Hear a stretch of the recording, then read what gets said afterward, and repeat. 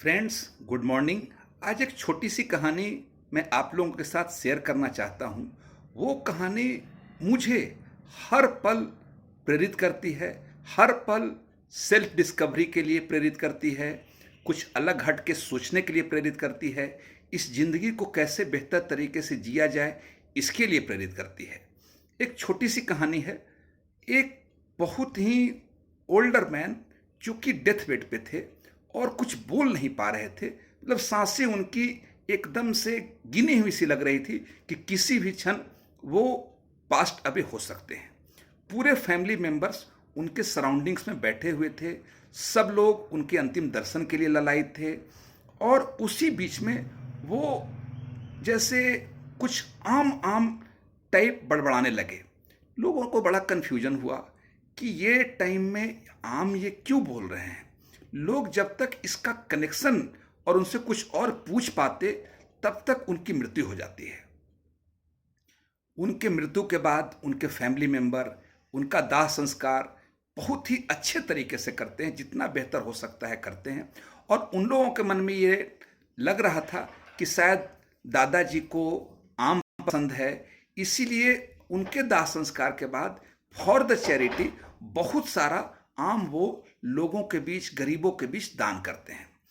सारे प्रक्रिया पूरा करने के बाद, चूंकि सारे मेंबर्स काम करने वाले थे, डिफरेंट डिफरेंट जगह से आए थे, तो अपनी अपनी जगह पे चले गए। कुछ दिन के बाद सब लोग एक बार फिर से मिलते हैं और म्यूचुअली आपस में डिस्कस करके कि भाई अब ये जो ग्रैंड पा ने संपत्ति छोड़ी है, उस संपत्ति अब हम लोग चूंकि हर जगह सेटल्ड अलग अलग जगहों पे हैं, तो क्यों ना इसको हम लोग बेच देते हैं, सोल्ड आउट कर देते हैं। सारे लोग एग्री होते हैं और वो एक बिल्डर से बात करते हैं। तो बिल्डर से बात करने के बाद उस संपत्ति को सोल्ड आउट करते हैं। बिल्डर उस हाउस को गिरा करके एक हाई राइज बिल्डिंग बनाने का अपना प्रोजेक्ट शुरू करता है। जब वो प्रोजेक्ट शुरू करता है तो खुदाई के दौरान जहाँ पे उनके घर में आम का एक बहुत बड़ा पेड़ था, जब खुदाई करते हैं तो पेड़ को भी काटना पड़ता है, स्वाभाविक सी बात है घर बनाने के क्रम में।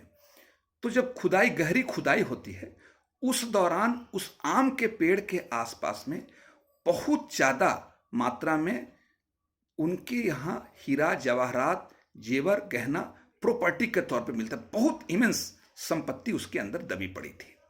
ये चीज़ वहाँ पे जो उनके पड़ोसी थे वो इस चीज़ को नोटिस करते हैं और देख लेते हैं। फैमिली मेंबर्स को ये इंटीमेट करते हैं कि आपने जो प्रॉपर्टी सोल्ड आउट करी थी वो प्रॉपर्टी में काफ़ी मात्रा में हीरा जवाहरात मिला है, आप उसको क्लेम कीजिए। फैमिली मेंबर सुनने के बाद बड़े आश्चर्यचकित होते हैं और सब लोग आते हैं, बिल्डर्स के साथ पहले रिक्वेस्ट करते हैं कि भाई ये चीज़ चूंकि हमारी संपत्ति के अंदर से निकला है तो हमें इसको मिलना चाहिए। बिल्डर्स उनकी बातों को सुनता है लेकिन वो इनकार कर देता है, बताता है कि नहीं, अगर आपने प्रॉपर्टी बेच दी तो उसके बाद उसमें जो भी चीज़ें निकलेंगी वो उसी की होगी।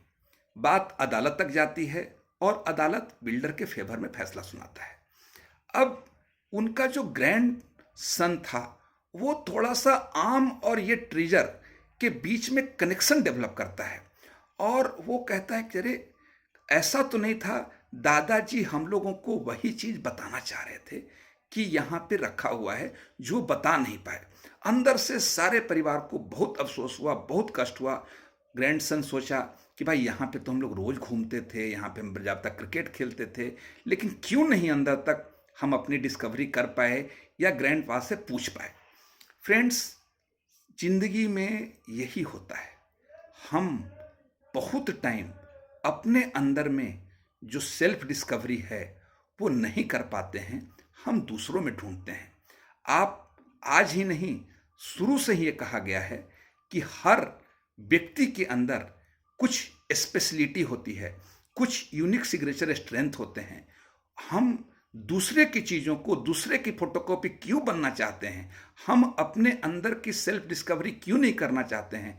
हम अपने अंदर जो छुपी हुई चीज़ें हैं उसको बाहर करके कंप्लीट ह्यूमन बनने में कौन रोकता है? रोकता है दोस्त, हमारे अंदर का कंफर्ट जोन, हमारे अंदर का प्रोक्रेस्टिनेशन, हमारे अंदर का सेल्फ डाउट, हमारे अंदर का ना काम करने की प्रवृत्ति, ये सारी चीज़ें ही तो हैं जो हमें रोकती हैं।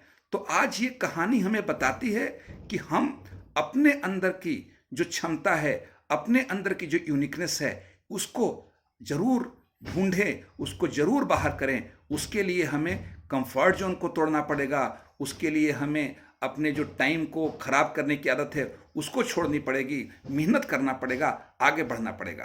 फ्रेंड्स, बहुत टाइम लाइफ में आप देखेंगे कि हम छोटी छोटी भूल बस हम अपने आप को जिस लेवल पे लेना जाना चाहिए उस लेवल पे नहीं ले जाते हैं। तो ये सेल्फ डिस्कवरी, ये कहानी हमें यही सिखाती है कि हम अगर सेल्फ डिस्कवरी करने पे अपने आप को बेहतर बनाने की कोशिश करें तो कोई भी असफलता हमारे लिए बहुत थोड़ी देर के लिए रहेगी। हमें सफलता जो है वो घूम फिर करके हमारे पास, हमारे शर्तों पे आएगी।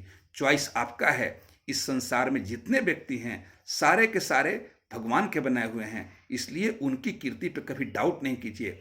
आप अपने आप पर डाउट मत कीजिए, अपने आप को डेवलप कीजिए, आगे बढ़ाइए और जितनी चुनौतियां हैं उसको स्वीकार कीजिए। अगर आप चुनौतियों को स्वीकार करेंगे आप उतने स्ट्रांग बनेंगे। आप जब खुद को मजबूत बनाएंगे उससे जो आपको सेटिस्फैक्शन आएगा, उससे जो आपको हैप्पीनेस आएगा, वो हैप्पीनेस आपको बाहरी चीज़ों को देने से कभी नहीं आएगा।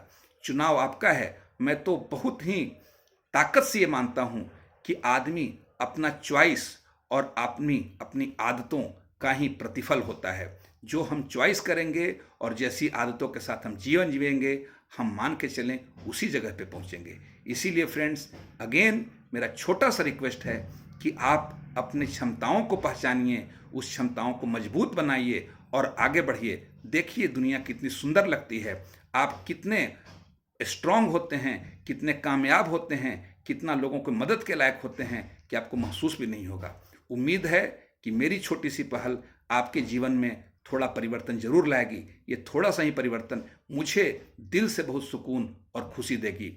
उम्मीद करता हूँ आप जहाँ भी होंगे बेहतर होंगे, खुश होंगे और आगे की कार्य योजना तैयार कर रहे होंगे ताकि आपकी प्रगति रुके नहीं, आगे बढ़ते रहे।